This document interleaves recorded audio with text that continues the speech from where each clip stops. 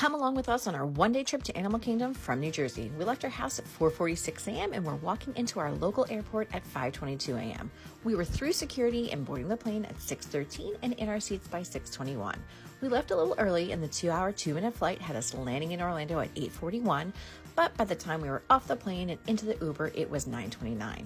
We passed the Walt Disney World sign at 9:53 and we're walking into Animal Kingdom at 10:09. Our first attraction was Winged Encounters at the Tree of Life, and then we saw Kevin, the Eco-Rhythmics, and Donald as we headed over to Dinosaur at 10:29 a.m. After Dinosaur, we walked on over to Expedition Everest and entered the single rider line at 11 a.m. The single rider line took a little longer than usual, but we were on Everest at 11:20 a.m. We then headed over to the Travel Advisor Appreciation Station, thank you Disney, for some pictures and some snacks before heading over to the safari. We are pixie dusted lightning lanes for Kilimanjaro Safari and we're on the ride by 12:20 p.m.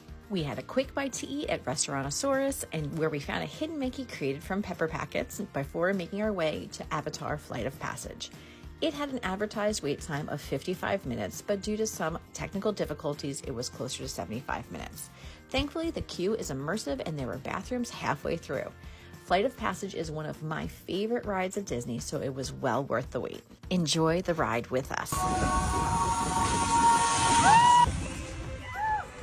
We were all smiles after the ride and started walking to Africa for a Dole Whip at 3:30 and had Dole Whips in hand by 3:40 p.m. when we headed over to my absolute favorite show, Festival of the Lion King.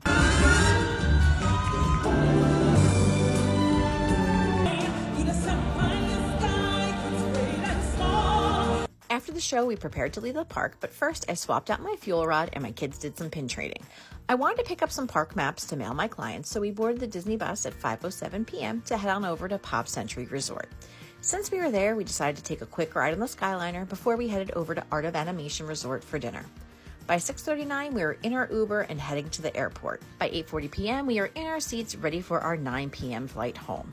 We are back in New Jersey at 11:30 p.m. and we walked into our front door at 12:16 a.m. While we were exhausted, it was truly a core memory day and I would do it again in a heartbeat.